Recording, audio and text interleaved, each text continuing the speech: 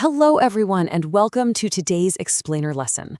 Okay, we're going to dive right in because today we have a pretty fantastic goal ahead of us. We are mastering English grammar by completely demystifying the four present tenses. So, here is our roadmap for today. We're going to start off with the present simple, then we'll move into the present continuous, tackle the present perfect, and finally hit the present perfect continuous. And of course, we'll wrap the whole thing up with a nice summary and comparison. Let's get started. Section 1, the present simple. This is really the foundation of daily life. To make this super easy to understand, let's follow a fictional character. We'll call her Sarah through her day. We use the present simple to describe daily routines, habits, facts, and general truths. For instance, Sarah wakes up at 7 a.m. She drinks coffee every morning, right? These are her habits and her routines. But we also use it for undeniable facts, like water boils at 100 degrees Celsius, or the sun rises in the east. These things don't change at all, they're just general truths. Okay, let's look at the formula. For a positive sentence, it's simply your subject plus the base verb. If the subject is I, you, we, or they, it's literally just the verb itself, I work. But, and this is key, if it's he, she, or it, like our friend Sarah, we have to add an S or ES. So, Sarah works. For a negative sentence, we just throw in do not or does not. Sarah does not work on Sundays. And if you want to ask a question, just move do or does right to the front. Does Sarah work today? Now here's a really common trap that a lot of English learners fall into, forgetting that little s for third-person singular subjects. Saying she work every day is completely incorrect. You absolutely must remember to tack on that S for he, she, or it. So the correct sentence is, she works every day. Keep a close eye out for that tiny little S because honestly, it makes a huge difference in helping you sound completely natural. Let's just pause for a super quick mental quiz. Which of these sentences correctly describes a daily routine? Is it A, I am playing tennis every Tuesday, or B, I play tennis every Tuesday? Well, if you picked B, I play tennis every Tuesday, you nailed it. You've definitely got the foundation down.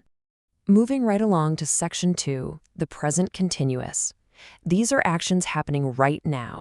We use the present continuous for actions that are happening right now, for temporary situations, and sometimes even for strict future arrangements. So think back to Sarah.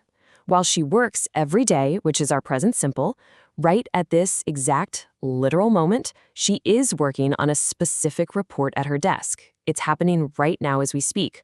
Or maybe she is living in London for just 2 months. That would be a temporary situation. This tense is fun because it requires 2 key ingredients, the to be verb and the ing ending attached to your main verb. For positive sentences, it's the subject plus am, is, or are, plus the verb with an ing at the end. She is typing. If you need it to be negative, just insert the word not right in there. She is not typing. And for questions, you just swap the subject and the to be verb around. Is she typing? Time for another quick check. Imagine you're standing there looking at Sarah. She's sitting at her computer, her fingers are flying across the keyboard. How would you form a present continuous sentence to describe what she's doing right in front of you? Take a second. You'd say something like, she is using the computer, or she is typing. Great job, connecting the action to the immediate, right now present. Section 3, the present perfect. I actually love calling this one the bridge between the past and the present. I know this particular tense can feel a little bit abstract for a lot of learners, so let's break it down clearly. We use the present perfect for completed actions that somehow have a result today, for general life experiences, and for unfinished time periods. You really want to pay close attention to trigger words here, like already, yet, just, ever, and never. So for example, Sarah has just finished her coffee. The action itself is totally done, but the result is right here in the present. Her mug is sitting there empty. Or for a life experience, Sarah has visited Paris. Notice we don't care when she went. The focus is just that she holds that experience right now. The structure for this one relies pretty heavily on your vocabulary. A positive sentence is your subject plus has or have plus the past participle. She has eaten. The negative is subject plus has or have plus not plus the past participle. She has not eaten. And a question is, has she eaten? The real secret sauce here, guys, is taking the time to memorize those past participles, words like eaten, gone, seen, or done. Think about it like a timeline. Imagine Sarah lost her keys last week. If she still doesn't have them today, that past action is directly affecting her current reality. So we say, Sarah has lost her keys. That past event bridges all the way over and connects directly to the present moment. Let's put that into practice. Which of these sentences correctly shows a completed action with a present result? Is it A, I broke my phone yesterday, or B, I have broken my phone? The correct answer is B, I have broken my phone. Sentence A is just the simple past. It's totally focused on the fact that it happened yesterday. But sentence B, the present perfect, focuses on the tragic reality that right now you are holding a broken phone in your hand. Section 4, the present perfect continuous. Here, the focus is entirely on the ongoing action. So we use the present perfect continuous for actions that kicked off in the past and are still continuing right up to this very second. It heavily emphasizes how long something has been happening. So if Sarah sat down at her desk 3 hours ago and she is still furiously typing away, we say, Sarah has been working on her project. The spotlight is 100% on that ongoing, uninterrupted activity. Now, here is a massive stumbling block for a lot of learners: the difference between the words for and since. We use for to talk about the duration, the actual chunk of time. Sarah has been working for 3 hours. But we use since when we want to point to the exact starting point back in the past. Sarah has been working since 9 a.m. Duration versus starting point. It's a subtle difference, but it is incredibly vital. The grammar formula here is a bit longer, sure, but it's very logical. Step 1, start with your subject. Step 2, add has been or have been. Step 3, finish with your verb and an ing. Put it together? Sarah plus has been plus typing. Sarah has been typing. For negative, you just say has not been typing. And to ask a question, toss has or have to the very front. Has she been typing? Breaking it into these 3 simple steps build your confidence right away. Again, visualize that timeline. If an action starts at 9 a.m. and it pushes right through 11 a.m. all the way to now at 12 p.m., it is completely uninterrupted. The time literally extends from the past to right now.